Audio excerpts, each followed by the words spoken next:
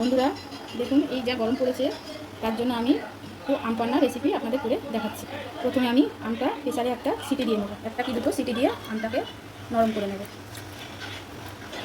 এবার এর মধ্যে অল্প একটু নুন দিয়ে দেবো আর অল্প করে একটু জল দিয়ে একটা দুটো সিটি দিয়ে নেব।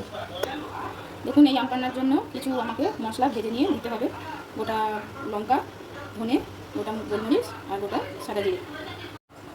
দেখুন বন্ধুরা, আমি আমটা প্রেসারে সিটি দিয়ে নিয়েছি, দুটো সিটিতে আমার হয়নি, 4টে সিটি দিতে হয়েছে।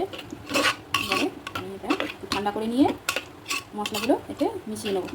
দেখুন বন্ধুরা, আমি আমটাকে ভালো করে ছেঁকে নিয়েছি। এবার চিনিটা আমি একটু গুঁড়ো করে নিয়েছি, সব চিনিটা আমি এর মধ্যে দিয়ে দেবো।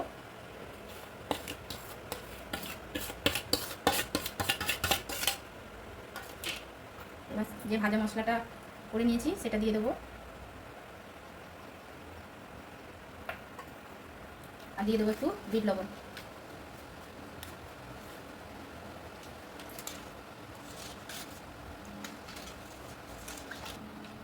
দেখুন, এবার আমাদের আম পান্না রেডি। আপনারাও এরকম করে ঘরে বানিয়ে এই গরমের দিনে খেতে পারেন।